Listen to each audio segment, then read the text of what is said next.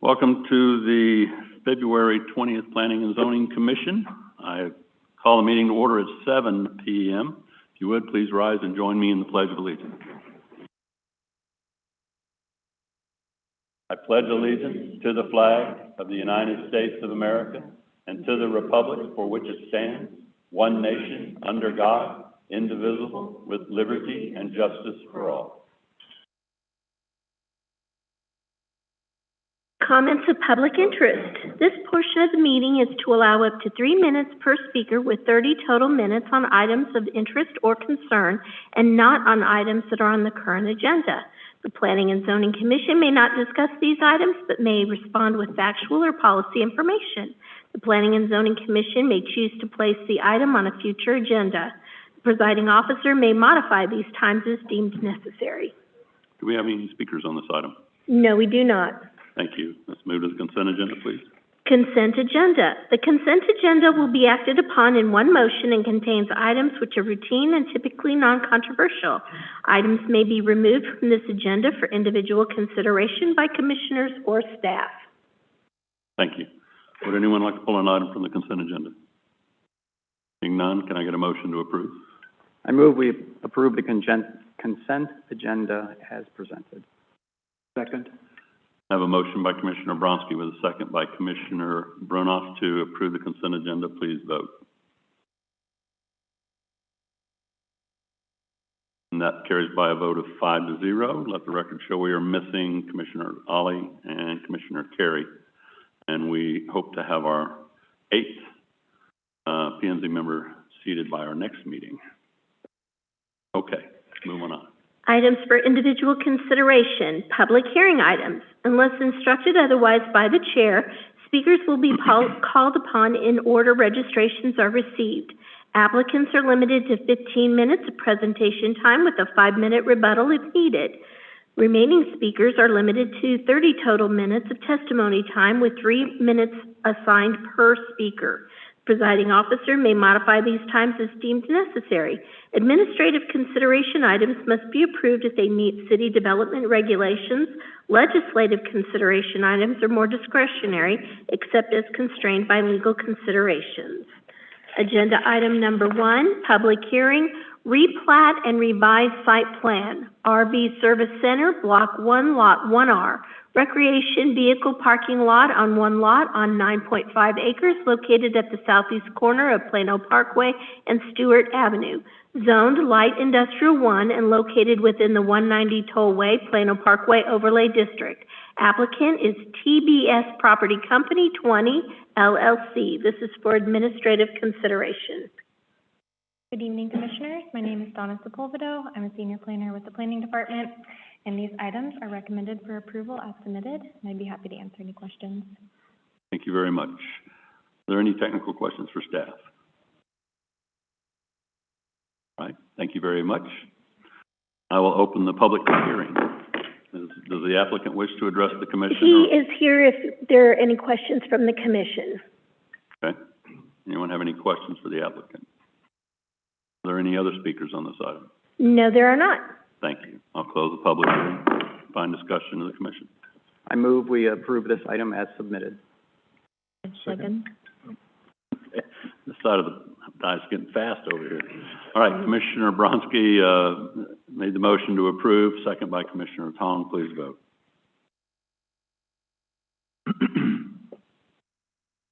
That item carries 5-0. Non-public hearing items. The presiding officer will permit limited public comment for items on the agenda not posted for a public hearing.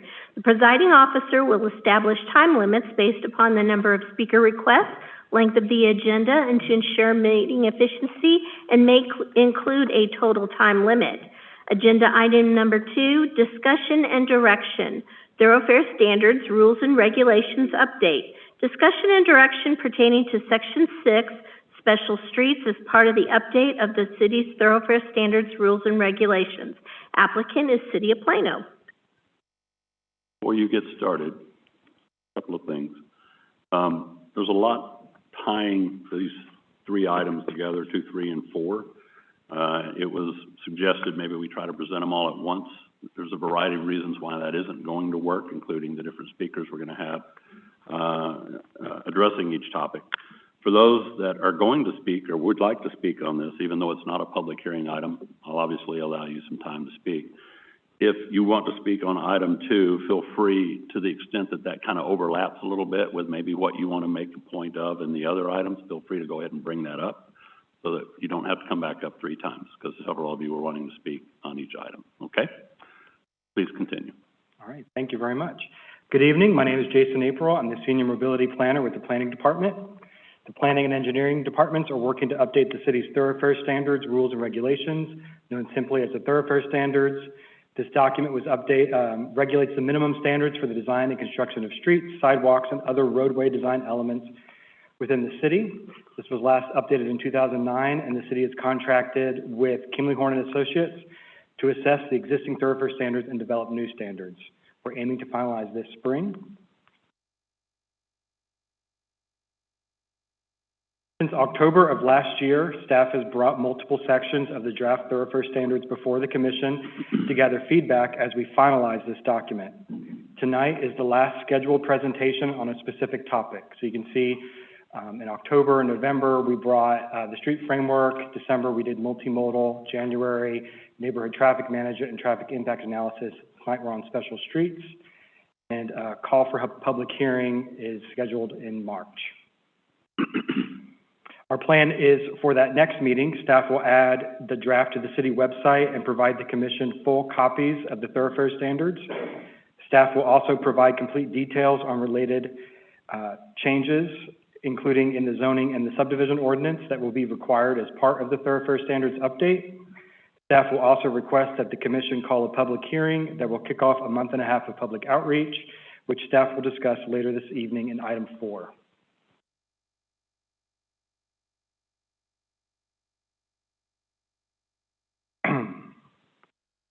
The new section provides requirements and standards to address streets that are not part of the standard street framework of type A's through G, such as alleys, mews, paseos, and shared streets, as well as establishes a consistent approach to street design in the downtown area. The section is guided by policies and actions within the transportation component of the comprehensive plan. These actions and policies focus on supporting walkable and attractive streetscapes, as well as the downtown corridor future land use category that aims to enhance the downtown core.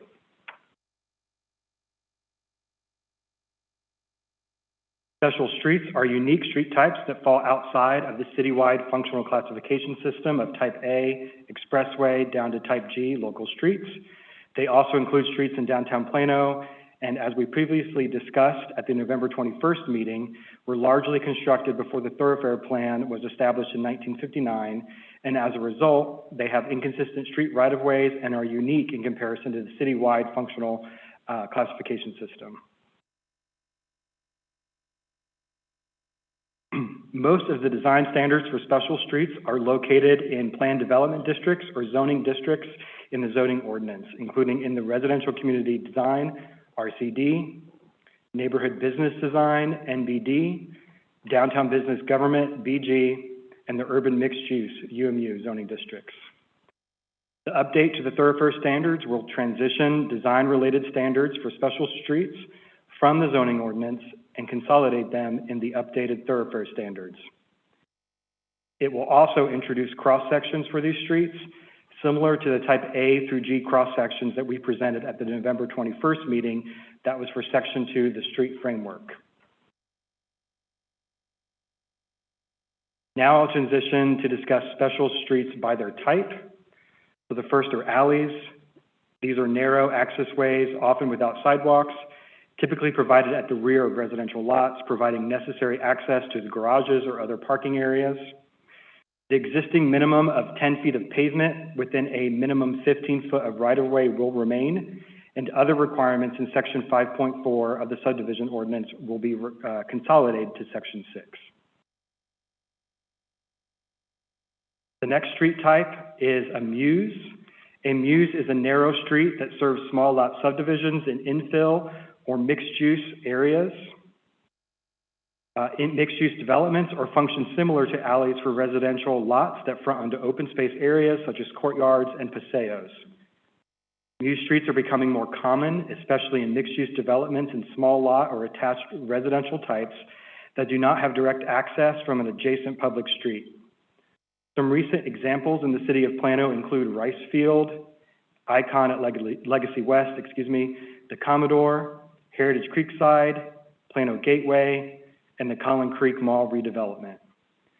The application of muse streets have primarily been controlled through the zoning process with standards in certain zoning districts, notably the RCD, Residential Community Design, and the UMU, Urban Mixed Use.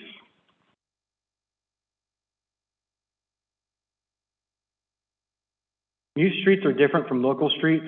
They don't operate quite like a local street. They are narrower, they have slower design speeds, and they support significantly less traffic than a typical street. As such, muse do have unique applications. Staff has identified improvements for the application of muse streets, and these are included in Section 6.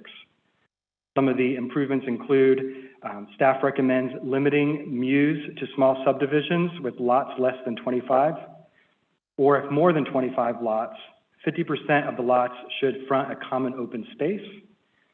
And as muse are not local streets, staff also recommends a maximum block length of 600 feet. Section 6 also proposes updates to the right-of-way and pavement widths and setbacks to mitigate parking uncertainties. A muse will have a minimum total right-of-way width of 28 feet, a minimum of 22 feet of pavement, and at least 3-foot buffer on both sides, mostly for utilities. Also, at least a minimum setback of 7 feet would be needed if parking was required, and this would create at least 10 feet in space for on-street parallel parking. Finally, staff has been working with the fire department to set striping requirements on muse streets, and this is still ongoing as of today. The next special street type is called a paseo. Paseo is a pedestrian-only right-of-way where vehicle traffic is not permitted. There are various configurations of a paseo depending on the surrounding land use context. Sometimes they can be used in residential contexts, and sometimes they can be used in commercial contexts. Section 6 sets the minimum total right-of-way for paseos and pathway widths, depending on the number of pathways within that right-of-way. All dwelling units that abut the paseo must also face that paseo. This is important to create the unique aesthetics that a paseo requires. And the updates will consolidate paseo standards from RCD, NBD, and the UMU zoning districts. For the next few slides, I wanted to go through a few paseo examples. On this first one, this is an example of a paseo in a residential setting. Note that the homes front the paseo, so there's no rear access of those homes that open directly onto that paseo. Also note that there are 2 sidewalks. So Section 6 sets that the minimum right-of-way width should be 28 feet, but it does allow the flexibility for sidewalk and amenities within it. This allows the paseo to best meet the local context and the development goals for this development. This next illustration is another example of a paseo in a residential setting. In this example, there's a wide sidewalk with various pavement texture to add character along the paseo, and again, the homes front the paseo. So this last one, this is an example in a commercial setting. The minimum right-of-way would still be 28 feet, and the paseo is where the fountain and that circular grass with the benches and then up in the steps. So that is defined as the paseo in this example. Next is called a shared street, also known as a Woonnerf. A shared street is an alternative type of local street that's designed to be shared among various modes of travel to minimize segregation between road users in a commercial or residential setting. Shared streets are curbless and allow the surfaces to blend. Shared streets are growing in popularity around the country and should be considered in places designed for high pedestrian activity and where vehicle traffic is either low or discouraged. The textured colored pavement that is flush with the curb reinforces the pedestrian priority while also maintaining access for vehicles and permitting loading and unloading. Staff has proposed a minimum right-of-way of 30 feet for shared streets. So that's about 2 feet wider than the minimum right-of-way for paseos and mews. And that is slightly less than a local, which ranges from 50 to 63. So I wanted to give you some comparison between the width for a mews and paseo and then what a local street would be. Here's another, this is an example that I want to include. This is from a West Chicago suburb. You can see in this image that it is curbless and the vehicles and for the pedestrians and the amenities that share the right-of-way. So where that Jeep Cherokee is, the woman walking, and also the woman on the bench, that is all within the Woonor right-of-way. This next example, this is from Milwaukee. You can see that it is also curbless, but this one is a little different where there are bollards between the more auto-oriented portion and the pedestrian zone. You can also note the effect of the bollards and the pavement texture acts as visual cues for the vehicles to slow. So the whole point of this area is mingling between the pedestrians and the vehicles as well.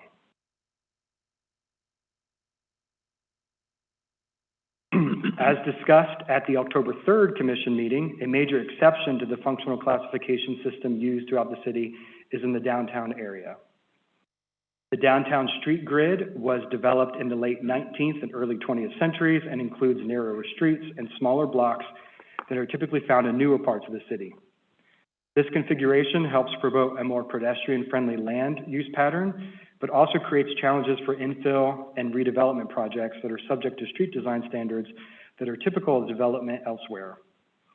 The result of trying to implement the citywide functional classification system in the downtown area has been a patchwork of inconsistent street, right-of-way, and paving over the decades. Again, I presented this at the October 3rd Commission meeting.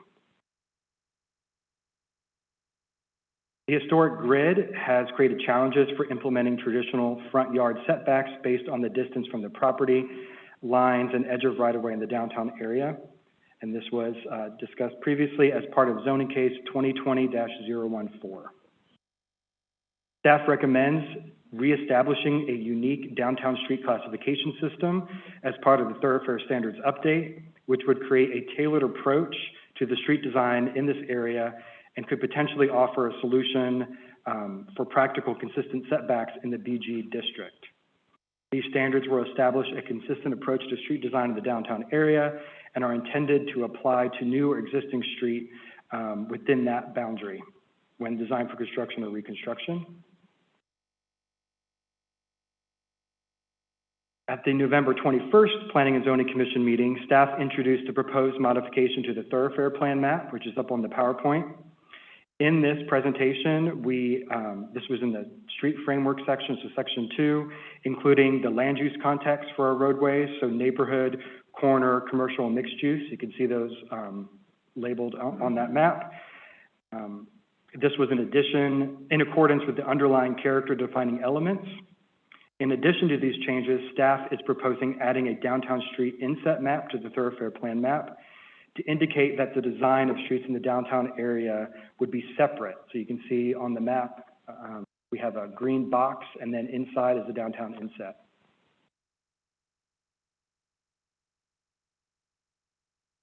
The downtown street map consists of a set of street types that establish a consistent right-of-way for each street, and it corresponds to varying design priorities, such as the number of lanes and multimodal street features. Streets are separated into the following functional classifications, and on this presentation, they are in the table at the bottom along the left column.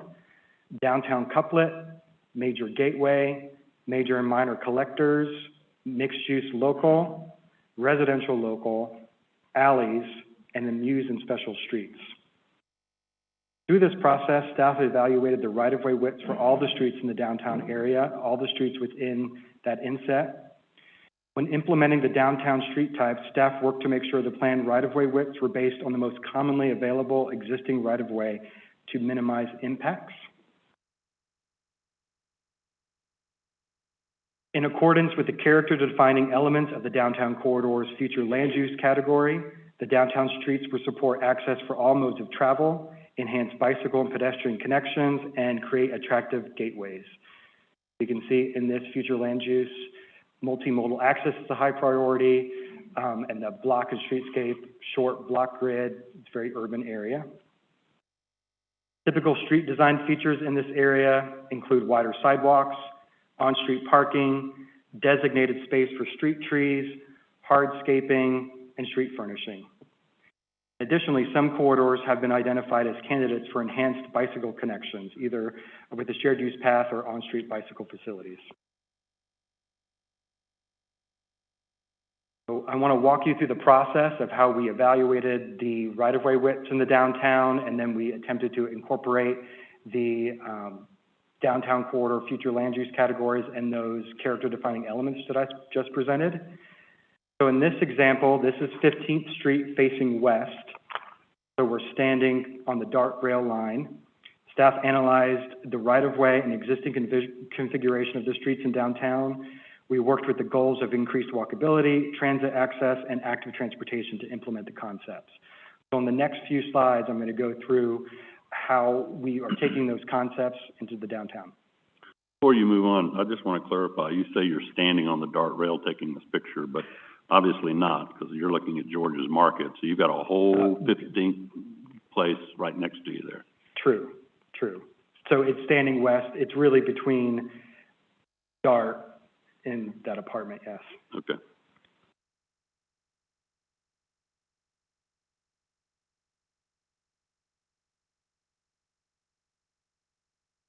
Conceptually, the big questions for staff was whether the unique right-of-way constraints in the downtown would allow us to create streets that supported the downtown corridor's future land use category. And the answer that we found that as we went through this exercise was that yes, we can, and I can show you a few examples. So you can see in this cross-section, we're adding in a side path. There's a on-street parking, and it really kind of shows you what within that 100 feet of right-of-way, how it can kind of change if you remember before. 4 lanes, and incorporates a wider sidewalk in the travel lanes. The downtown couplet, kind of taking those same elements, so we have wider sidewalks, curbside, flex zone where possible, and on-street parking. We've added on-street parking in this example on Municipal Avenue. So this is on the other side of City Hall, which does not have on-street parking right now. Major gateway, this is 15th Street, US 75 to G Avenue. So this is a very wide right-of-way. It's 100-foot, 4-lane, and divided with a bike. Also has wide sidewalks, and it's a shared use path on the side. So that on the very far right edge of the image, bicycle infrastructure. Major collectors, again, kind of the same story of wherever possible, bringing in green space, wider sidewalks, on-street parking, multimodal facilities. Minor collectors, mixed use local, and residential local. And I'll say, as we were going through the cross sections, it was an exercise of what can the right-of-way conceptually hold. As it would go in design, some of these might move forward, some of them might not, but it kind of shows if you have a priority in these areas, what you can do within the right-of-way. So for next steps, staff expects downtown street changes to occur over time and with incremental improvements to happen as redevelopment occurs, and for larger projects to happen through the community investment program. Certain elements of the planned street design may be credited toward developer requirements. For example, planned on-street parking spaces that would be constructed later could count toward a development's total parking requirement. Additionally, as staff will discuss in more detail later tonight, staff will present the unique downtown street classification system to the public to gather feedback on the tailored approach in the downtown and the planned right-of-way to create consistent setbacks in the BG district as well. a lot of information, and we recommend the commission provide direction pertaining to Section 6 Special Street Design Requirements. Happy to take any questions. Good, thank you. Everybody's still very pensive looking. Commissioner Ratliff. Thank you, Mr. Chairman. Great job. Lots of reading here and covered a lot of ground. First of all, just to mention a couple of things. I really like the clarification on the Muse streets. It's kind of been an issue of mine for a while, so thank you for clarifying the fire department's concerns and getting some of those written into the plan. The other thing I really like is the new 15th Street west of Dart. I think your concepts there are right on target. It's a heavily traveled section of the road, but I think the on-street parking is something that's desperately needed through there. I'm down the street every day, so it's right on target. A couple of my concerns, looking at the details of the plan, is I see a lot of improvements to 14th and 18th, which, when I look at them from a planning perspective, I agree completely. My concern is that if we narrow up the amount of traffic lanes available on 14th, 15th is already narrow. If we narrow it up on 18th as well, we really don't have any east-west corridors there that are going to handle our service traffic. Has the traffic department looked at the impacts of reducing travel lanes on all three of those? Ultimately, that's a real concern of mine. Yes, they were helping us throughout the process, but I will say that we've been looking at the total right-of-way width. Lane configuration, as it comes to design, could fluctuate. But it's to show, if you put certain priorities, what can happen within that right-of-way. Yeah, and like I say, conceptually, I think it's a great target. My concern is, especially 14th carries a lot of traffic, and to take it from 4 lanes down to 2 through lanes, I think really needs to be coordinated very closely with the traffic department. I'm concerned about, again, delivery trucks and stuff. There's an awful lot of truck traffic on that road for good reason. I mean, it's serving the downtown area. So I just think we need to really concentrate on making sure traffic is on board with what we're doing there, so we don't adversely impact the businesses by trying to help them. So my other concern, I see a kind of a one piece missing to me, which is 15th Street east of Municipal out to P. I know that I've seen some plans primarily related to the redevelopments that's occurring in that section of town, with how that street section is going to look. But the question is that the full length of that portion of the street? Y'all did a great job identifying 14th and 18th and the limits of it, but it seems like 15th east of P, or east of Municipal, was kind of left out of the plan as far as what your vision of that was. I think I know what it is. I just think we need to document it. Okay. So I think those are my main concerns and compliments. So overall, great job. I think as from a downtown resident, I think you're very close to the target with a little bit of refining. So thank you very much for your effort. Thank you, Mr. Chairman. Commissioner Bruno. Thank you, Mr. Chairman. Very thoughtfully done, and I applaud the work that you've done on this issue. I have a question about the other categories of special streets you've identified: Muse, Paseos, shared streets. Are we to understand that those are city-owned public rights-of-way as opposed to private property? The regulations would apply to either or. Oh, So they would set apply the standards, yes. both ways. Yes, a Muse can be on a private development, a Paseo could be as well. Because that's what I was getting at. I can conceive of a Muse-like roadway or a Paseo-like passageway on private property that would be very closely analogous to the public equivalent. And I was wondering if these proposed standards would apply to those equally.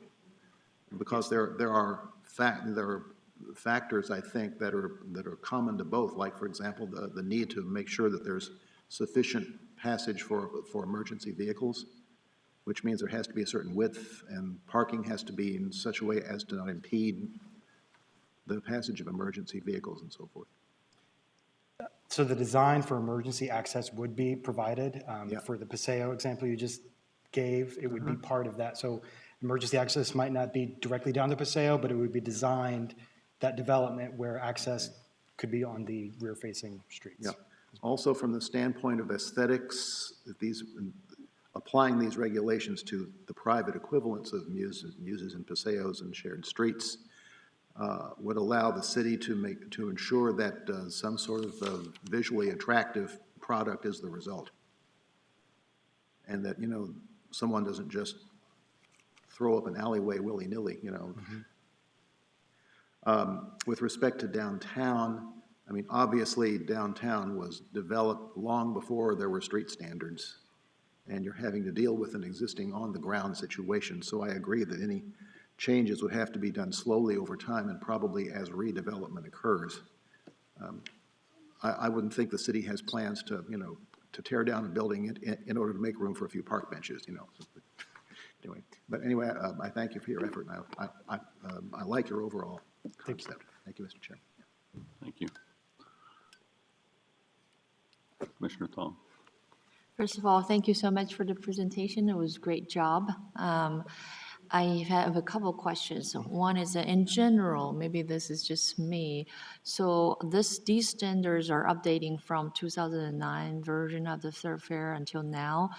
After we make all these changes, if we found any current constructions or already built road or have conflicts with the standards, what's going to happen? Are we going to require the developers to redo their streets, or is there any, what's our plan for that?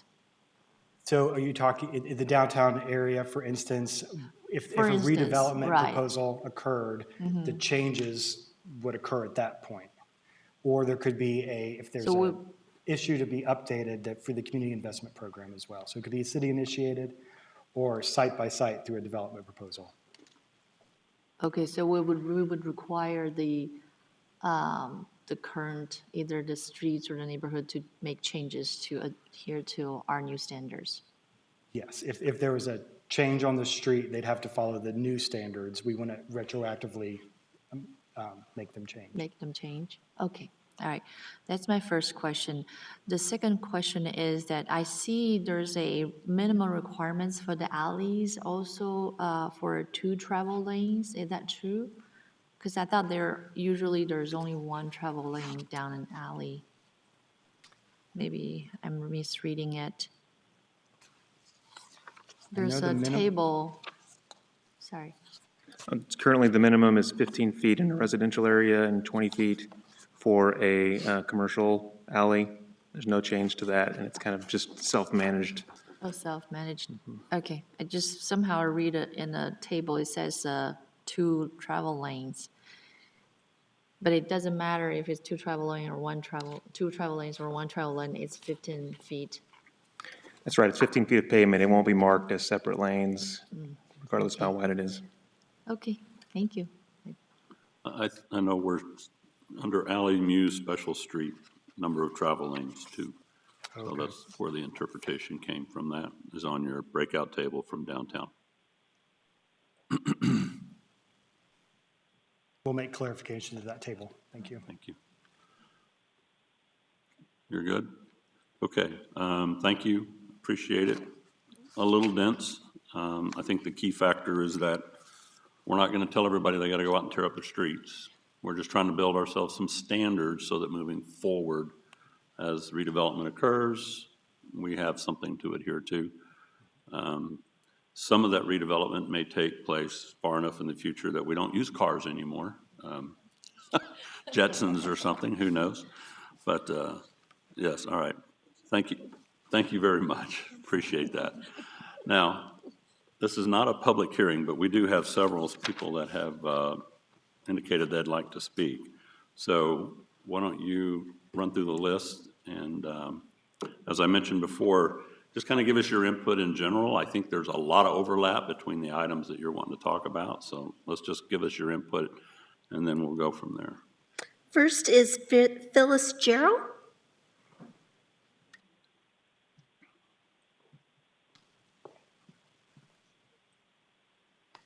Good evening, Commissioners. I'm Phyllis Jarrell with City Centric Planning, and tonight I'm here representing Texas In-Town Homes and Graco Partners, who have infill redevelopment projects currently underway in downtown Plano on the former First Baptist Church campus, as well as at 15th Street and H Avenue.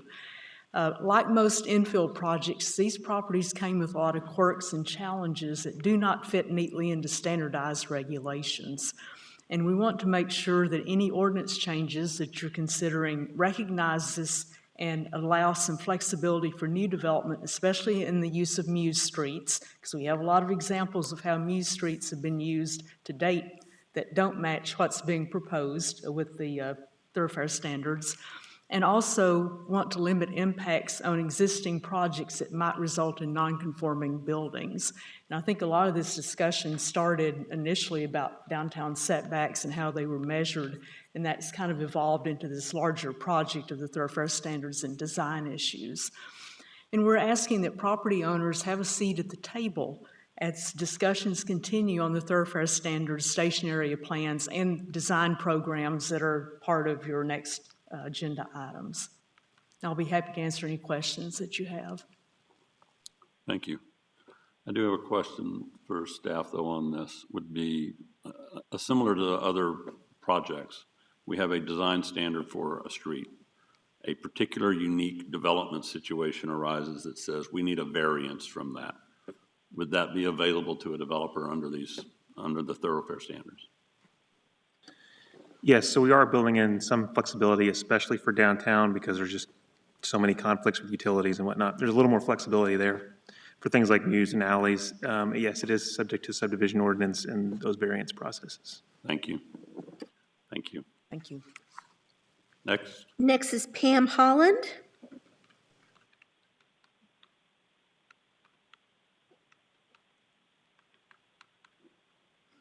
I'm Pam Holland. I live at 1611 Avenue H. I have a question. Will our time be multiples of 3 or just checking? Are you saying you have a lot to say? No, I just have something to say on each one, so just want to make sure I cover it. I will be speaking on these 3 items, and I'm speaking as one of 3 voices, if you want to think of it like a 3-legged stool that's necessary to make these kinds of decisions the best they can be for downtown. We have staff well informed, they know what they're doing. We have business owners that, keep our economy going. But we also have people like me in the neighborhood that I represent that live here with a view greater than just what is my bottom line. It's, will it drive community engagement? And will it enrich the lives of people that move here and people, going forward?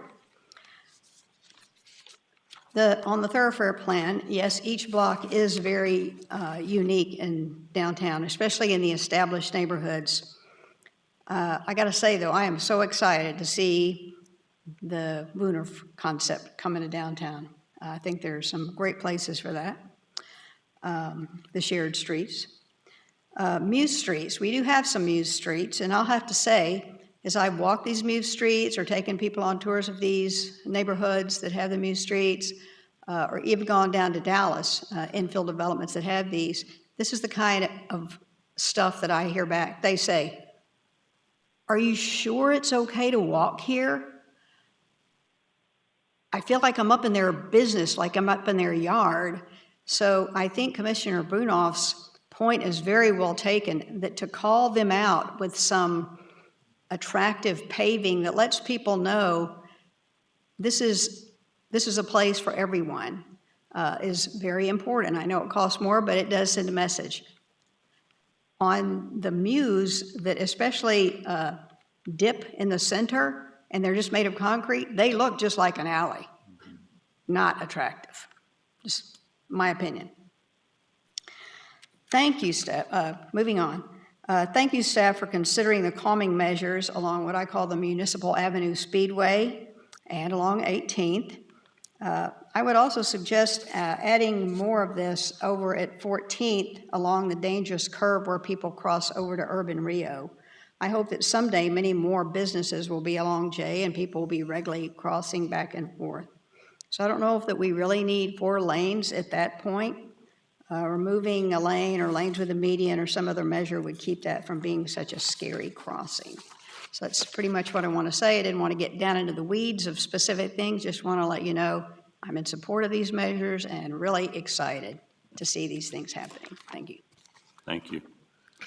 Next, we have Pierce Cravens. Just to be clear too, I mean, item 4 is all about a project that is all about community outreach that involves residents, business owners, developers, staff, commission members. We have a lot of discussion still to take place on all of these items, so. Hi, my name is Pierce Cravens. I live at 1200 East 15th, and this is my father, William Cravens. We're involved in various developments in the city of Plano, in addition to have owned property here for quite a long time.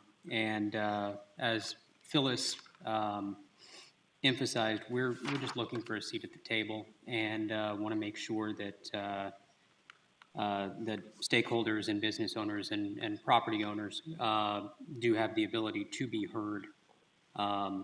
As it's been mentioned, it's difficult to take a holistic view and a monolithic approach to downtown, so we appreciate the tailoring of this neighborhood with respect to thoroughfare standards. Another concern that we have is who bears the cost for some of this additional right-of-way, and also the timing concerned with it as well, with this plan and with this review.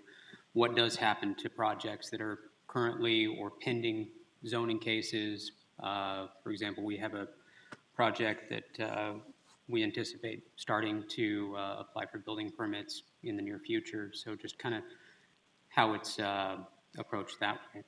Do you have anything else? Nothing other than, as Pierce said, what we're trying to do is make sure that before all the decisions are made, that perhaps both the developers and the property owners that have property involved and might be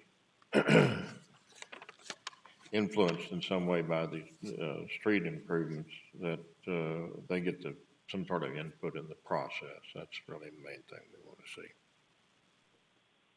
Okay. Thank you very much. Thank you. Next, we have Ron Pierce.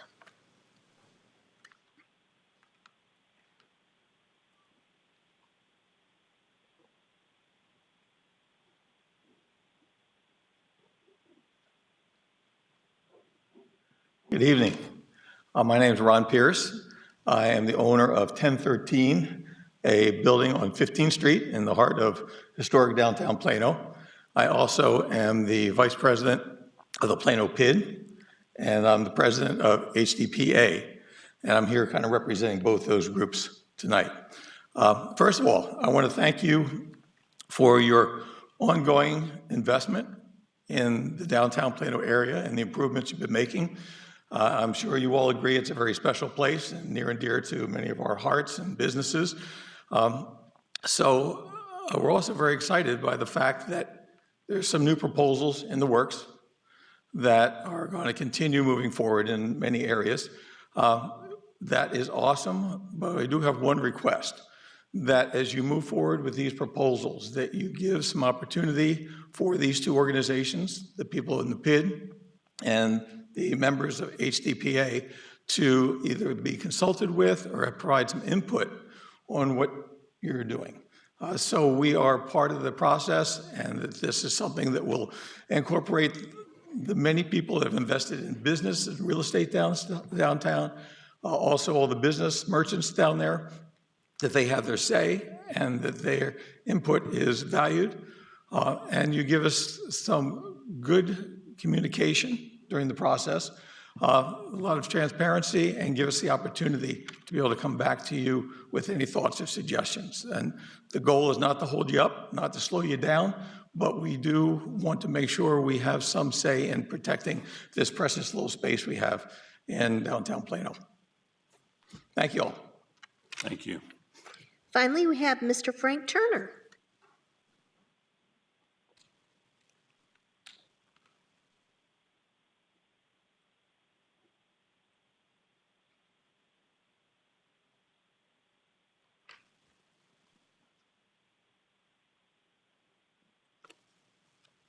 Good evening, Chairman and Commissioners. My name is Frank Turner.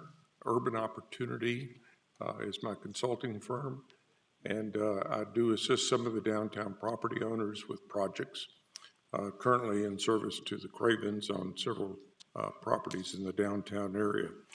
My comments will be general as to downtown and not specific to their projects.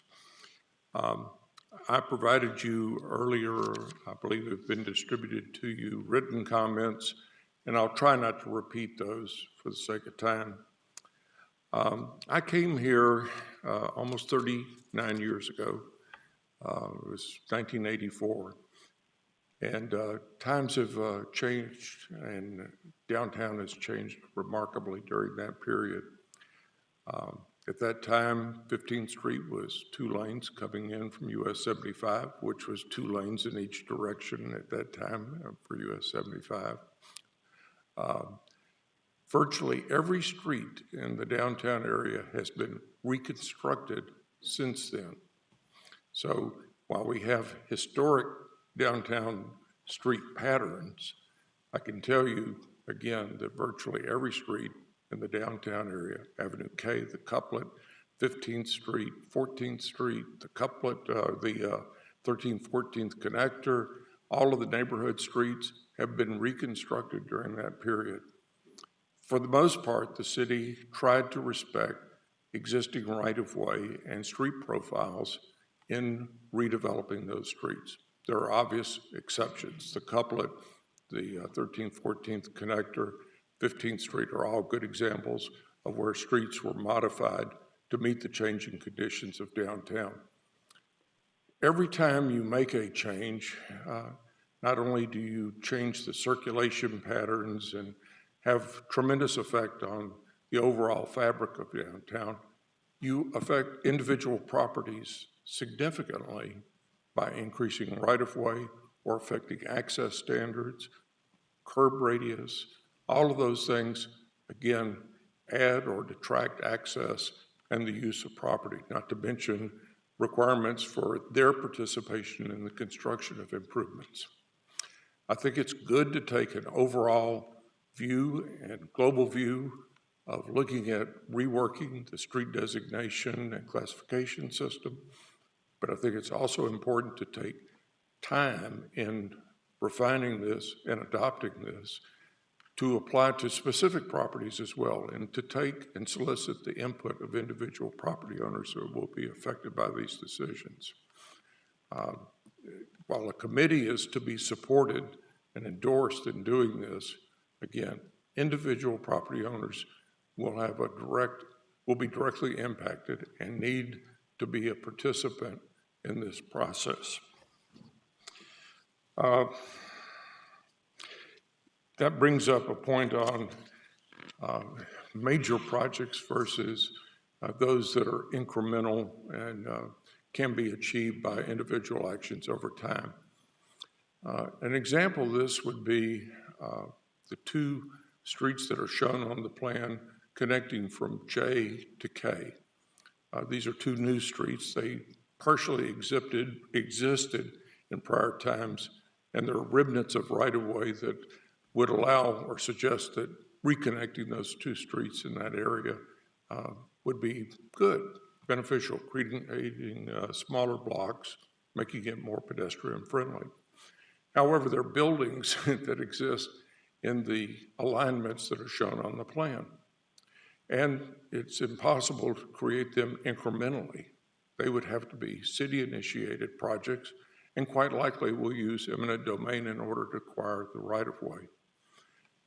I bring that up in that the city needs to be totally conscious of what it is taking on when it places those back on the thoroughfare plan as desired streets, because you will have created a cloud, so to speak, on those properties, not only affecting their use, their redevelopment, possibly sale, or ability to get a loan to make improvements, just by the sheer fact that they've now been placed on a map designating them as future streets. Sir, Please take that into consideration. he's exceeded his 3 minutes. So let me conclude, because you have my comments in writing, as I said. We welcome this process. We think it's very good and beneficial for downtown, for the community as a whole. But this will take extensive participation by property owners in the area to be successful. Thank you. Thank you.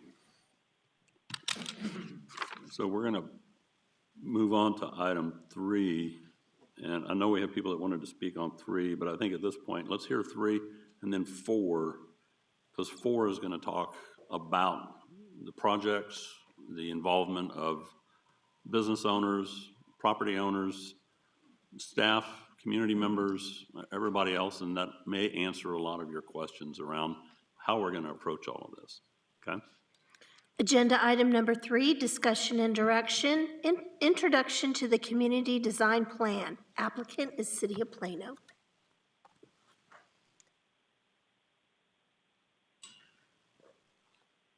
Good evening, Commission. My name is Molly Coriel, Senior Planner with the Planning Department.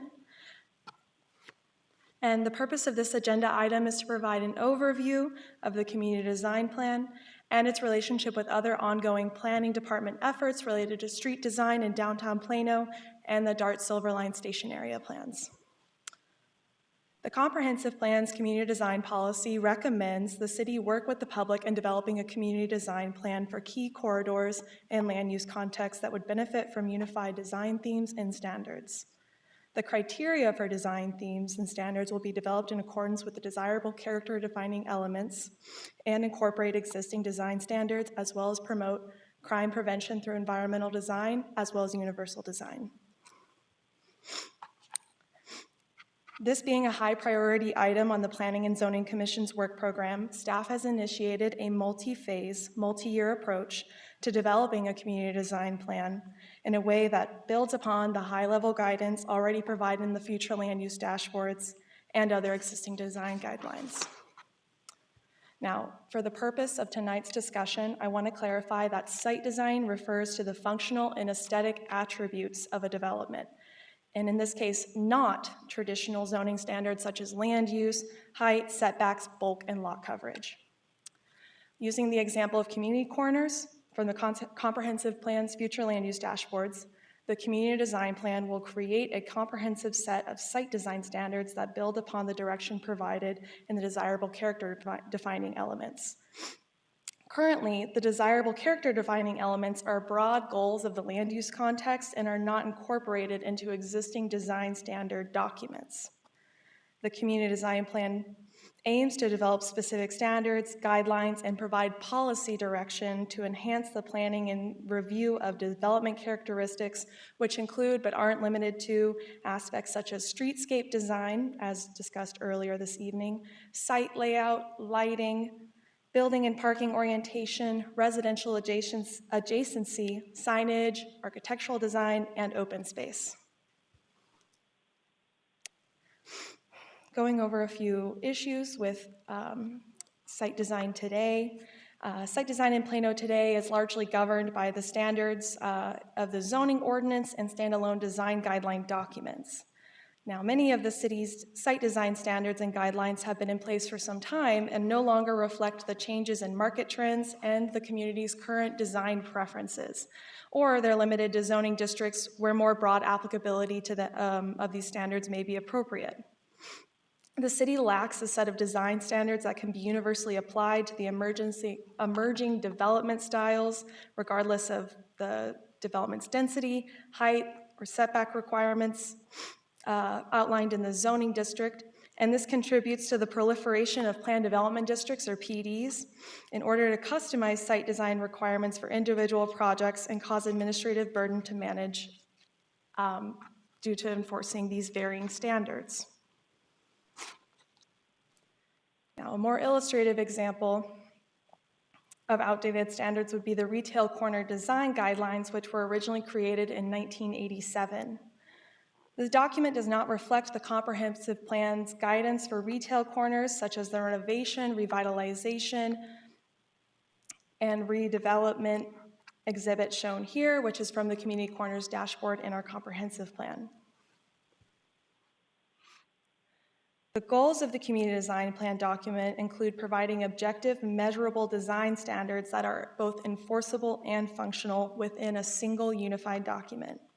Staff will also review existing design standard documents to incorporate them appropriately as reflected in the Commission's review of existing design standard documents in 2022. Additionally, the plan will be highly visual and include graphics that illustrate specific standards and guidelines. Staff anticipates to develop the plan in phases across several years, as you can see on this chart, and incorporating each of the future land use categories and other specialized topics into each phase. General design guidelines that may affect several design land use contexts will also address things such as residential adjacency, open space, adaptive reuse, and suburban character.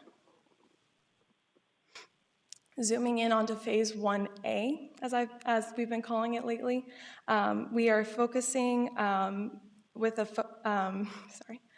We are starting off with a focus on downtown and TOD so that staff can simultaneously perform outreach for the downtown streets and BG setbacks as mentioned in the previous item's discussion, and we'll be elaborating further on agenda item number 4 as well.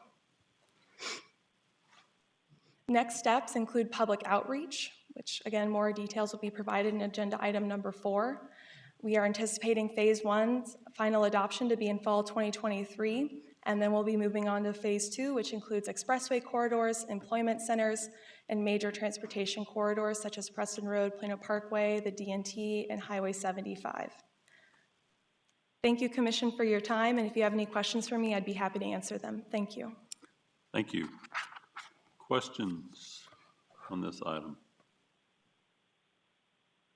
You guys are going to be here a long time, multi-year. You saw that. There's cots in the back. Commissioner Brunoff, do you have a microphone, please? Microphone. Okay, thank you.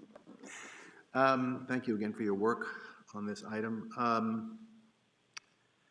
It occurs to me that this community design plan would be an opportunity to address something that came before the commission a couple of meetings ago. We had an applicant who was looking for a variance in the use of certain building materials on the outside, the exterior street face of a building. In our discussion at that time, it was pointed out that the existing ordinance which specified acceptable materials was 30 years old and probably could stand reevaluation.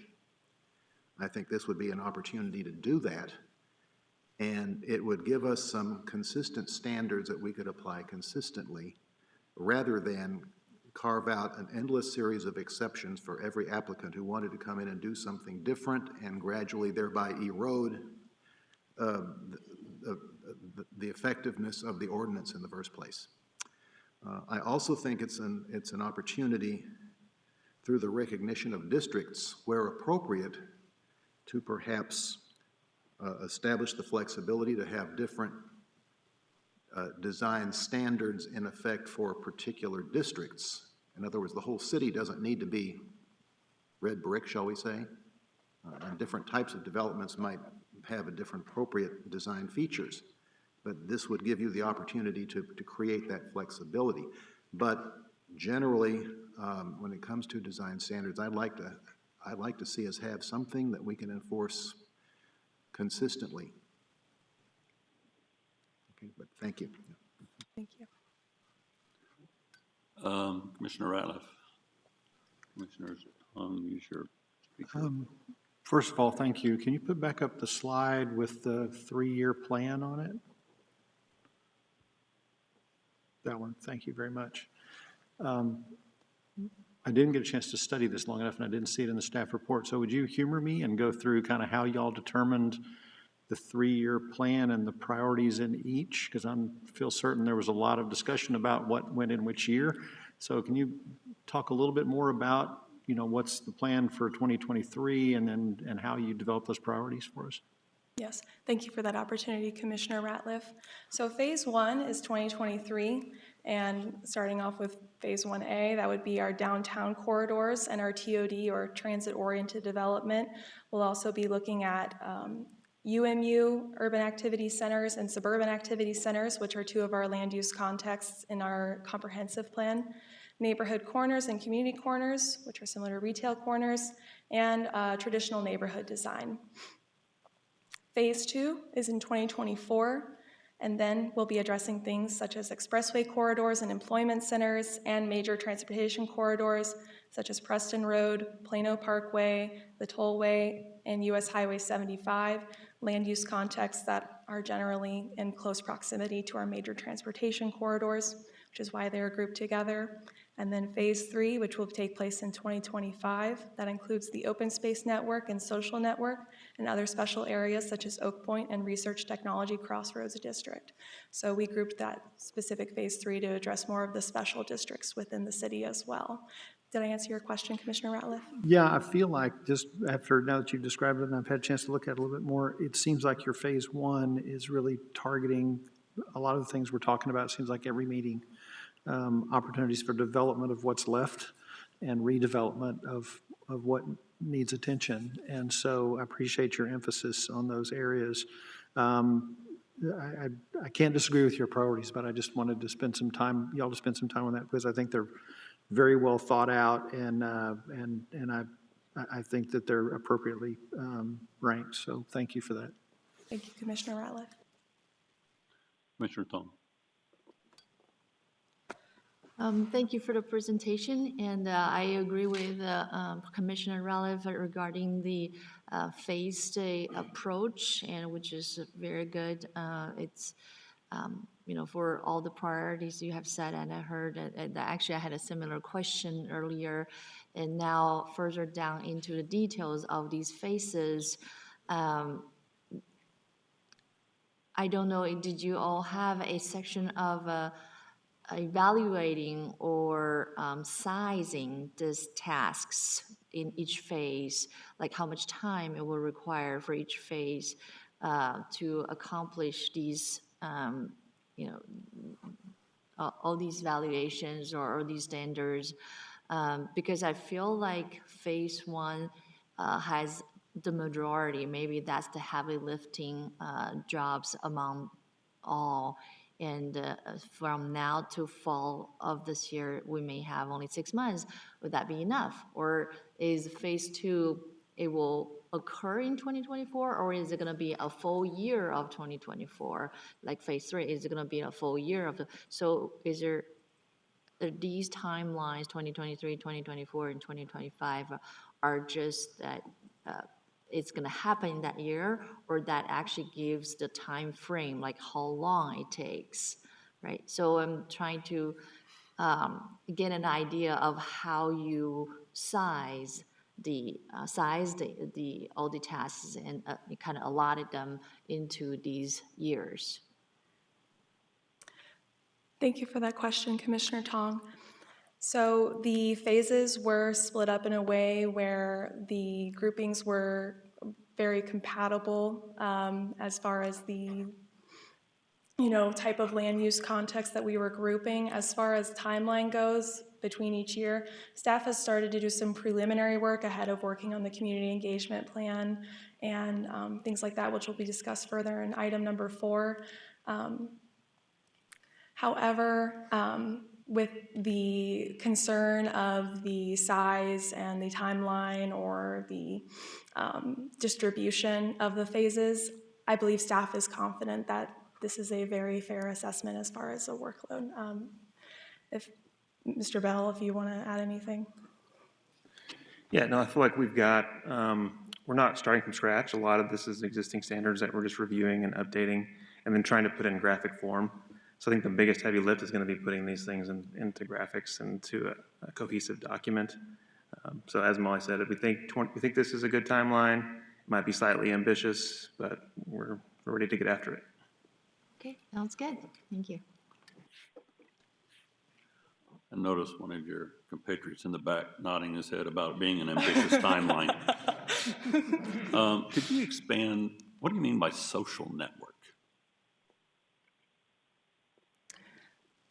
Social network is an actual future land use designation of the plan that covers like large recreational facilities and large institutions. Okay. I was making sure it wasn't just like Wi-Fi for everybody everywhere or something. I just, you know. Okay. Anything else? Are we good? Okay. Thank you so much. Thank you. Now, I know we had people that had signed up to speak on item 3, but I really think I just want to get through item 4 so everyone can kind of hear what the plan is, and then I'll let you speak again if you'd like to. Agenda item number 4, discussion and direction, public outreach initiative for downtown and Silver Line Station areas. Hold a discussion on the public outreach initiatives for various ongoing planning projects related to downtown Plano and the Silver Line Station areas. Applicant is City of Plano. Good evening, Commissioners. I'm Drew Bronner, Lead Planner with the Planning Department. This item is an introduction to the Planning Department's upcoming public outreach initiatives. We have a number of ongoing projects that require public input, and each of these projects has been introduced to the Commission in previous discussion items. The two main upcoming projects we will be focused on for future outreach are the Silver Line Station Area Plans and the Community Design Plan. Additionally, we're planning to combine the downtown streets portion of the Thoroughfare Standards update that was presented in a previous item with related downtown planning issues to streamline those outreach efforts. Staff identified the need to bring in a consultant to manage the various public engagement activities across each of these projects. The Planning Department will be the overall project manager for the development of these plans, but the primary tasks we are relying on consultant support include the development of an engagement plan for each project, coordinating the various outreach events, tools, and activities, both in person and virtual, leading project presentations during these events, as well as to the Planning and Zoning Commission and to City Council. And they're also tasked with providing technical expertise support in the areas of community design standards, transit-oriented development planning, and the development of our final documents, including the development of graphics, renderings, and other content. Staff selected the Olson Studio to lead outreach efforts. Once we familiarized them with our various project needs, their first major task was to develop draft engagement plans. These are detailed timelines that identify the tools and activities to be utilized to conduct community engagement with Plano residents and stakeholders. Olson is here to present the details of their recommended approach, and this slide here highlights the range of proposed in-person and virtual outreach opportunities intended to get input from both stakeholder groups and the general public. We'll be developing project websites to post engagement information and draft plan content related to each project throughout the process. One of the critical components of the outreach plan is developing a stakeholder group. This group will consist of key property owners, neighborhood residents, business owners, and other engaged individuals with specific interests or influence related to each of the project study areas. These areas include downtown, the 12th Street Station area, and the Shiloh Road Station area, and certain individuals may have overlapping interest in many of these areas. We'll also be including representatives from the Planning and Zoning Commission, Heritage Commission, and the City Council. The engagement plan timelines run through 2023, as we expect to be complete with phase 1 of the community design plan and the Silver Line Station Area plan by the end of the year. The first outreach event for the community design plan will be Downtown Focus. This is where we plan to bring forward the related downtown streets approach from the Thoroughfare Standards update. And then additional design context will be addressed as part of later outreach events. Those include the neighborhoods, retail corners, and mixed-use areas. No action is required of this item. I will turn it over to Olson to present more detail on the proposed engagement plans, and then following their presentation, staff and Olson can answer any questions.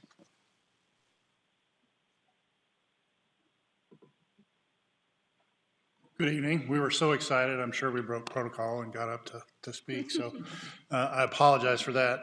And my name is Ken Boone with the Olson Studio. We're really excited to be here.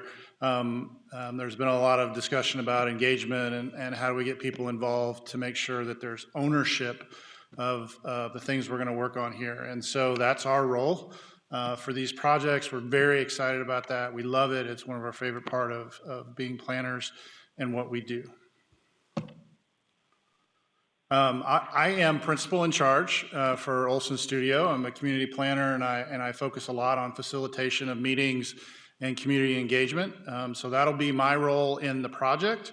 Our studio itself focuses on public engagement, urban design, community design, and also landscape architecture. Good evening, and my name is Vivian Fung. I am also a community planner and public engagement specialist. I will be project manager on the behalf of Olson Studio for the course of the public engagement process. And like Ken mentioned, we are planners, we love this stuff, and we're also proud Plano professionals, where our office is actually just off the D&T.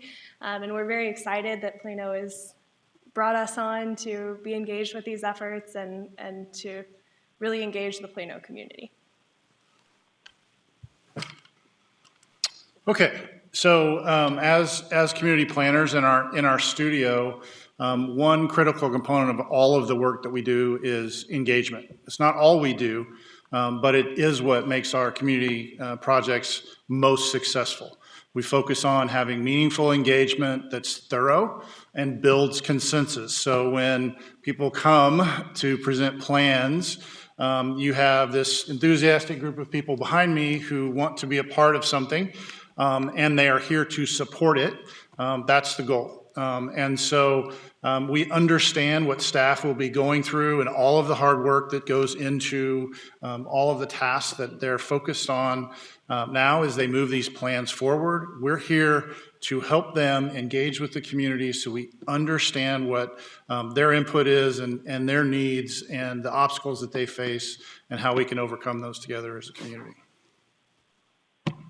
So this is a lot of bullet points that really says the focus of our work and engagement is to build consensus through a lot of conversations, through inclusion, through the idea that we're going to have a lot of small conversations with people so that we can understand first and then develop the plan based on that understanding.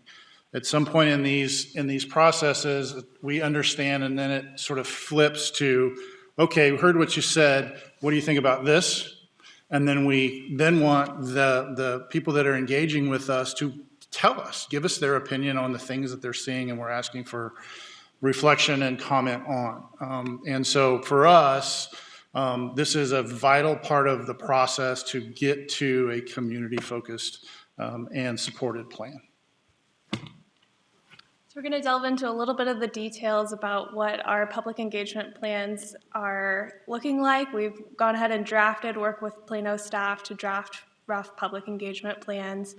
And just we wanted to introduce our role with the Plano Planning Department. So our role, as Drew mentioned, is to work with the community design plan and the Silverline Station area plans over the course of the next year. And we have several buckets of what that kind of looks like here.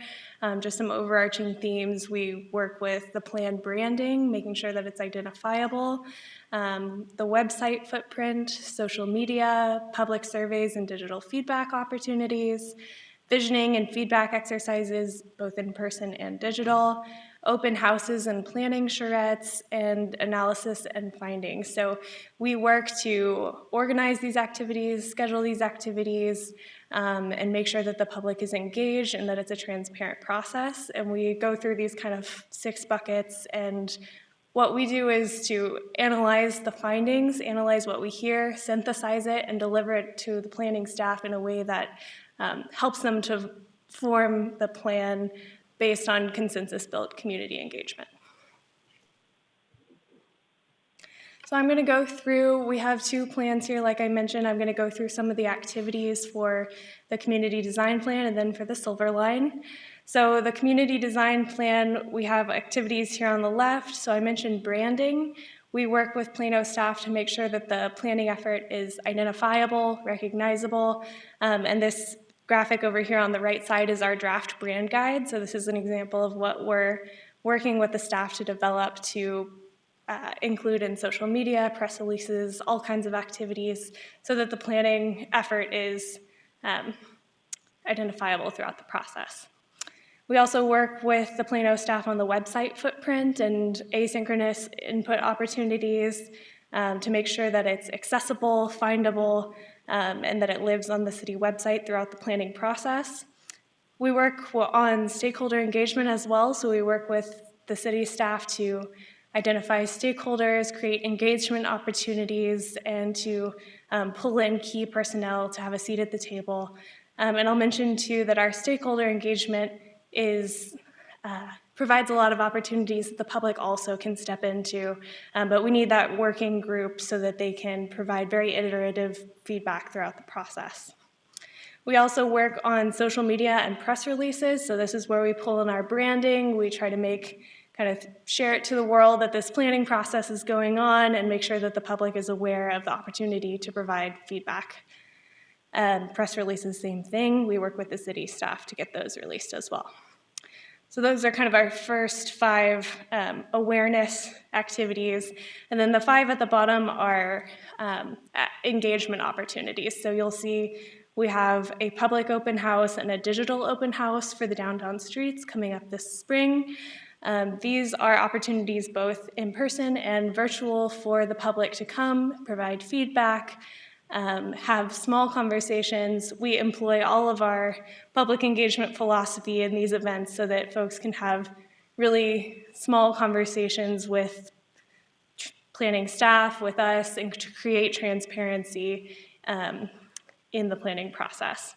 Then we have public open house number 2 and digital open house number 2 for the citywide context, as Molly mentioned, so those will come in July. And then we have public open house number 3 for kind of a final review in October. So this is what we have going on for the community design plan this upcoming year. As you can see, we have a wide variety of activities for the CDP. We also have the Silver Line Station Area Plan. So as you know, the Silver Line is coming into Plano, and we are working to create a public engagement process for the creation of the Silver Line Station Area Plans. So similar to the CDP, we have branding, website footprint, stakeholder engagement, social media, and press releases. Those activities will be independent of the ones generated for the CDP.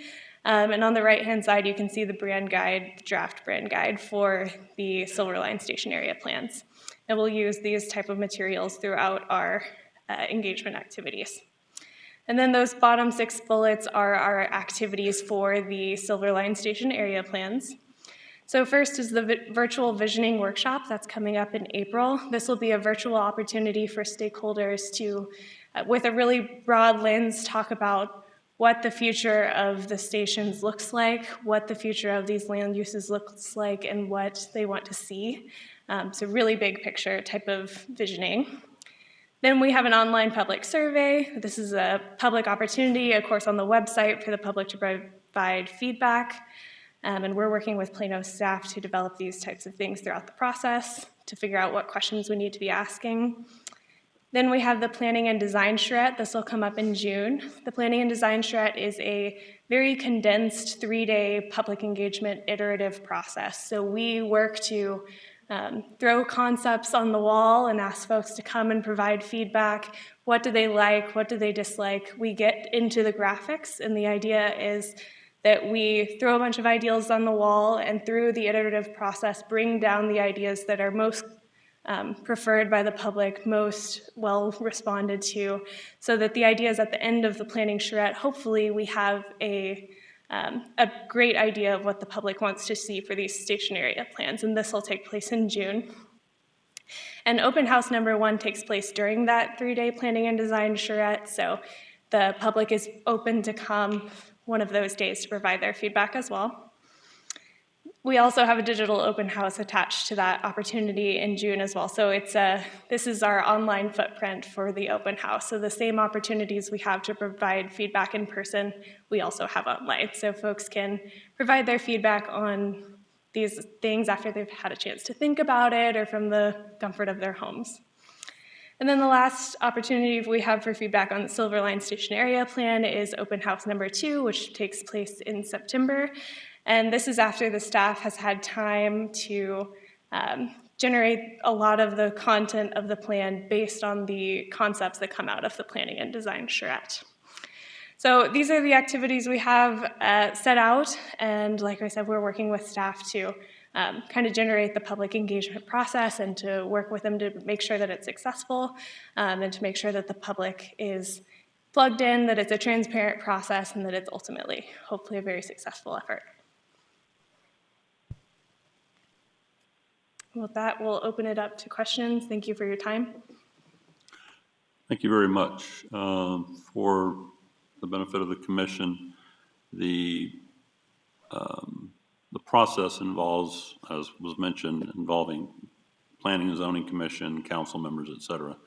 And Commissioner Ratliff and Commissioner Carey have volunteered to serve as representatives from the commission in this process, so they will serve on the project committees for that. And you heard her mention 3 days. There's a lot of heavy lift, so Commissioner Carey's not here, but thank you, Commissioner Ratliff, for committing to this. It's going to be a lot of work, but it's necessary, and in the end, I think we'll get a better result out of it. So I'm looking for speaker buttons to see if anybody wants to speak up there. We do have one. All right, Commissioner Tong, do you have a comment, question? Yes, I do have a couple of questions to the Olson studio. One is that you mentioned the iterative approach that you're doing, and you described the session like the charrette that you're doing. Is that going to be a one sitting, like one time event that people will go through their comments and come up with a plan? Is that what you call an iterative plan? Yeah, that's for the charrette. That's what's planned right now. So there'll be one workshop charrette. It will be right now. It's planned to be 3 days back to back to back. Okay. And so we start at the beginning. We've gone through the visioning session. So we kind of understand aspirations and wants and obstacles, and we've taken surveys so we understand more. Right. We're trying to understand. And the charrette really is where you sort of flip that and say, okay, based on all of these things, here's the opportunities, here's the idea, here's concepts, and we're going to throw a whole bunch in the top of the funnel. And then we're going to show people and say, what do you think? Where does this fit? Where does it not fit? Where is it appropriate? What do you hate? What do you love? Whatever. And so the stuff that doesn't fit gets left behind.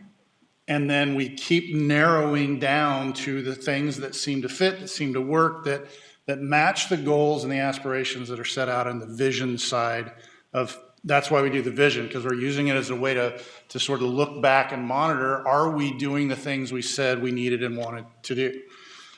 So what comes out of the end, out of the bottom of the funnel, hopefully, is a consensus-built concept that then needs to be refined and worked on. And so during that process, the stakeholders are involved, the stakeholder group is involved, and the public is involved. And the public will be exposed to and see all of the same things that the stakeholders did. It's just we can't have the public as our working group, right? So we have to find some way to create a group that we can create a feedback loop, right? And ask questions to and have them be responsive to that. But we're going to make sure the public has access, not only through the open house, but also through the online open house, where all of the same material will be up. So if you can't attend a public meeting, we know there's lots of people who don't or will not, they have the chance to give us the same level of feedback that you can if you go to the meeting itself. And so when we talk about iterative, we're going to start wide. There's going to be stuff you don't like. We're going to leave that behind, and we're just going to keep working our way down the funnel till we get something that fits and is right. And then we refine from there. And so what we ask of our stakeholders is that they participate and they actively want to be a part of what we're doing, and they tell us what they think. That includes not only representatives from the boards and commissions, but it also includes property owners, business owners, neighborhood groups, the people that are invested and want to be a part of the future for downtown. That's who we want on those stakeholder groups. I would also tell you that the way we approach it is where we start is just an initial start. If there are people that need to be in the room to give us feedback, we encourage that those people come and are a part of that group. So we're excited about it. We think it's a good process that has had success in a lot of places we've been. All right, thank you. That sounds fantastic.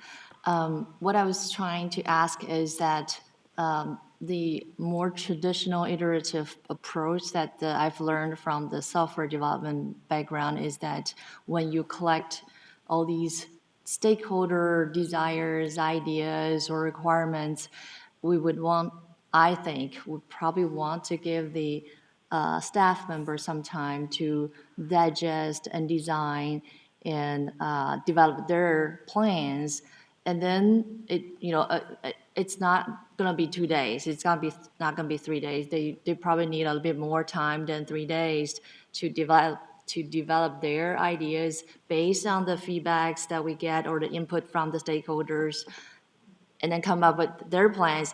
And then the second round would be the stakeholders review what they have. So that's more of an iterative approach that I'm envisioning. That'll probably be more, there's just more rounds of iterations than just one time. I'm hoping there will be process like that.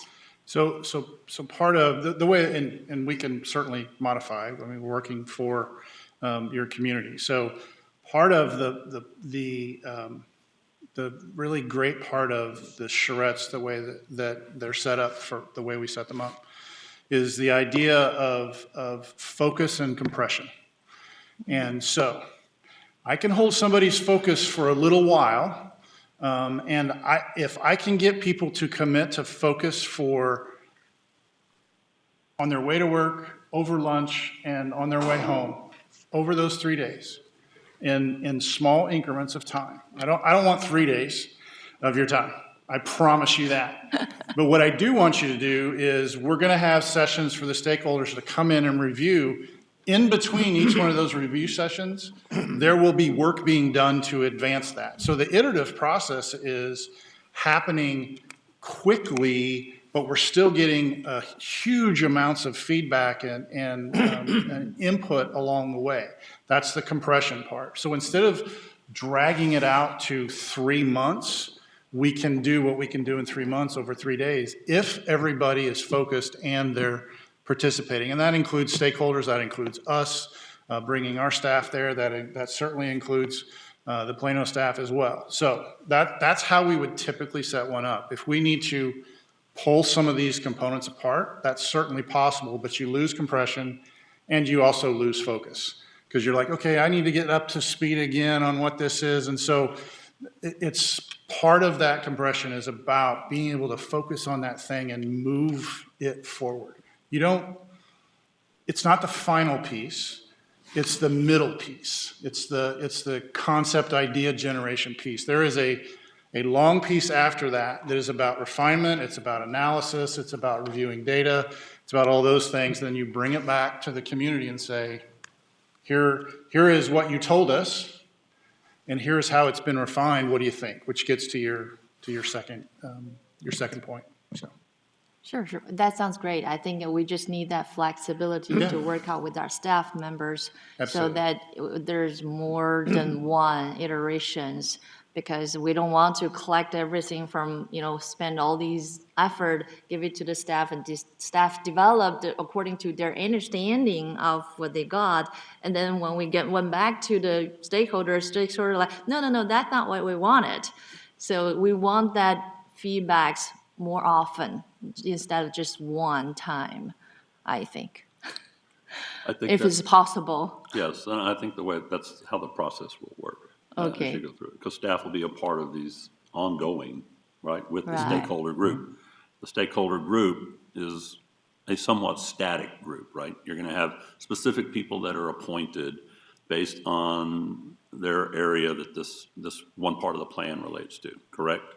The group will be invited from a pool that's representative of those interests, yes. Right, but let's clearly define for everyone here. You're going to have a stakeholder group who's committed throughout the entire process. Correct. Those group of individuals are going to be a part of this all the way through. In addition to that, you have all of the community input that comes in as well, That's plus correct. staff. Right. So the dialogue is continual and ongoing. So it's not let's get a group of people together, get all the feedback. Right, that's exactly hand it off right. to staff. They're going to take and give us a draft. It's going to go through this loop several times.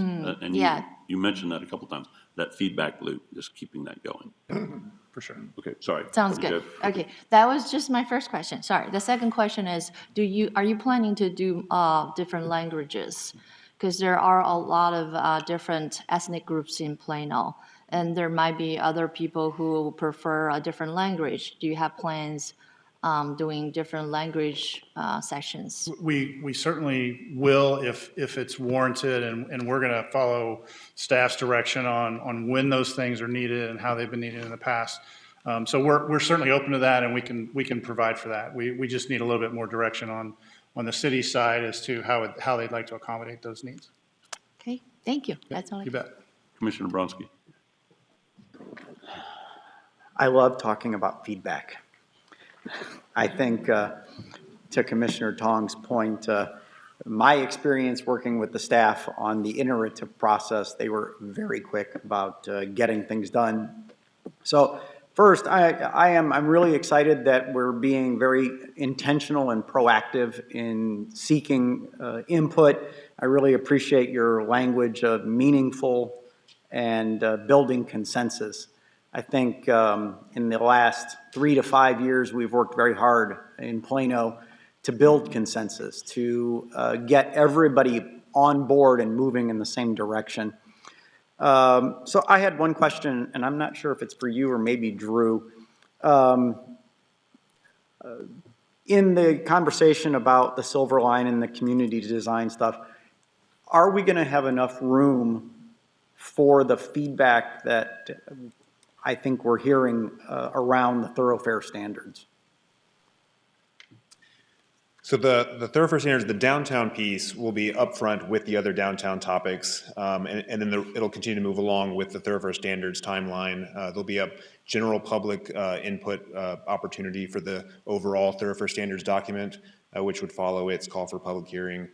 So it's kind of following its own timeline, separate from these two big initiatives that are really at its early stage. The thoroughfare standards are really kind of at the tail end of its development, so it's ready for essentially its kind of final public review of that process. So it'll begin its public review period fairly soon once that document is in a final draft form. Okay, I thought we had said something about that they were going to be able to provide some input through this process on that as well. For the downtown streets portion, because we know that there's particular interest from downtown stakeholders on that item, and we're bringing other downtown topics. So we saw the opportunity to bring forward the downtown streets portion of the thoroughfare standards as part of this overall timeline. So that was my question. Is there going to be enough are we going to get enough time to hear from them in a meaningful way? On the downtown street specifically. So it would be one initial input gathering format for that, and then it would be just iterative through the final review process of the overall thoroughfare standards. Okay, thank you. I don't see any more speaker. Commissioner Brunoff. Thank you, man. Thank you, Mr. Chairman.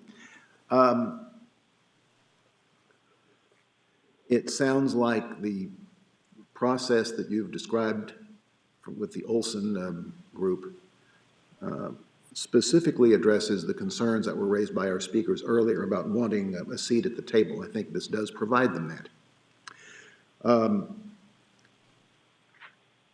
I had an experience in the past of being a stakeholder representative on a different group addressing a different issue in a different city, in which the consultant in that particular case apparently viewed it his function to try to push everybody there to acquiesce to a predetermined outcome that the principal who had hired the consultant wanted to achieve. And we were successful, but not because of the consultant in that instance, but in spite of him. We had to push back.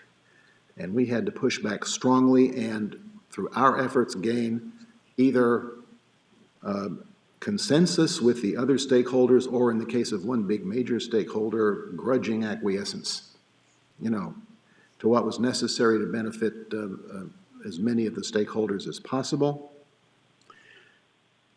So from what I'm hearing, what I think is correct, but I want to make sure I understand it, that you view your role, and as I would view your role, as being a facilitator to try to assist the stakeholders in finding common ground and reaching consensus, rather than in strong-arming them into doing what you want them to do.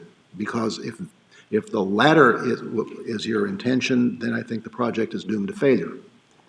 But if the former is your intention, then that is your best chance for success. Yeah, I would address that very simply in that I absolutely see our role as facilitator. Yeah. We don't have a proverbial dog in that fight because our role here is to get as much understanding as we can about what the stakeholders in the community care about in this situation, and then communicate that effectively to staff so that they can then put that into their recommendations eventually, et cetera, et cetera. So yes, absolutely 100% as facilitators for this project, for the community, for understanding. Right, because in my earlier scenario, the, the principal who shall remain nameless was a major entity in this area, apparently brought in the consultant and said, here's what we want you to get for us, and that was the wrong approach. No, we love this part of it. We love the transparency of it. And we don't do any editing. We don't do any from the input that we receive. And we record every single thing that we receive from them in their own words. So that there's no filter here from their mouths to what gets put on the paper for us. So we take that charge very, very strongly that that's our role here and what we should be doing. Okay, thank you very much. Thank you, Mr. Chairman. Okay, I don't see any more speaker buttons up there. All right. Thank you. I think it was smart of staff to say, hey, we need to bring in facilitators to manage this process. I would say that you, to some degree, also serve as interpreters because you're very familiar with the planning language. Not everybody, every stakeholder, or every member of the public that comes to one of these things is going to understand everything that's being discussed, and you might very well be able to put it in layman's terms. So anyway, thank you for your presentation. There's no more questions or comments, so I think we're good. Drew, anything you want to wrap up? Nope, that's the end unless we can answer any further questions. I think we're good. I just want to say thank you. Again, I sincerely appreciate the way that our planning staff has made it a purpose to seek feedback from our citizens, both our residents as well as our citizens that are businesses. Thank you. Sorry. Okay, thank you very much. Thank you. Okay. I said I'd let you speak again after 4, so it's after 4. So we will, or item number 4, so. First speaker is Pam Holland.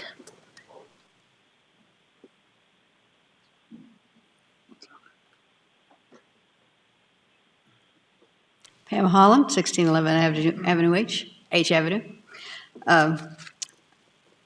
It may sound like we're not talking about the same thing. I don't know. I'm just responding as I understood item 3 and 4. First, community design. I am happy to see this being brought to the table. People are used to, in places like Legacy, Bishop Arts, having some aesthetic continuity. For the most part, downtown doesn't exactly have that. But more and more as one-off large development projects come to downtown, we could have this random, willy-nilly patchwork of what those individual developers see as appropriate, walkable, urban. A lot of them have a different idea about that. Some business or property owners may say they don't like the imposition of these kind of standards somewhat after the fact or as they're going into a project, but they will be the beneficiary of these plans. It will elevate the whole context, make it more appealing to visitors and people who decide they might want to live here. Like we tell folks unsure about the upside of living in our Heritage District neighborhood, it's not just about what you do, it's about what your neighbor does. So it protects you from maybe them doing something on the cheap or ill-advised. Just a thought. So much of downtown development has been done without some kind of a big picture plan this way, but it's not too late. What's already here will provide us the quirky charm fabric that we all know and love. But the stuff that comes in, built according to new standards, I kind of think of it as when you look at a family, two parents and natural children. They're all individuals, but you see just enough similarity in them that you know they all belong together. So that's that. About the open space standards, they need not to just be arbitrary visual relief, but planned in keeping with really good research, like I said before. So that's important. So should I go on to number 4? Yeah, I thought they all overlapped. Yeah, So- yeah. Let's see. I've been part of the Art and Design Committee for both the at-grade and aerial 12th Street stations, so excited about that process. I'm very much looking forward to being part of the public engagement stakeholder process for this project.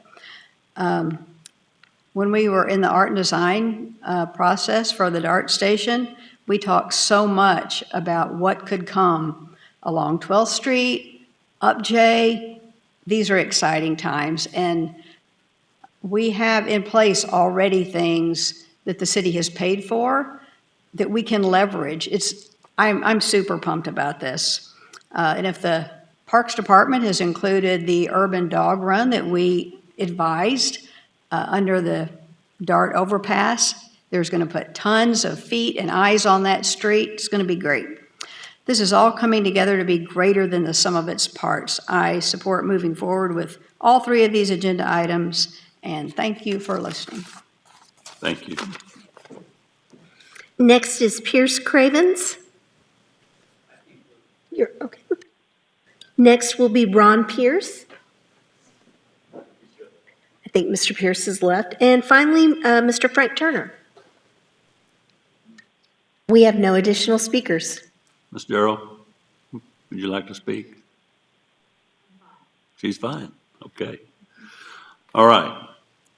Thanks for being here and speaking, everybody. It's important decisions that are being made, and I think we're taking the right approach. Let's get somebody to help us speak the same language, work through differences, and a lot of times differences aren't really differences. They're just a different understanding of the same thing. So I'm excited about it. I think we have good representation from P&Z's standpoint with Commissioner Ratliff, Commissioner Carey. They both bring experience and understanding of working with the community. So I feel really good about our role in this process from a stakeholder standpoint. Okay, item 5.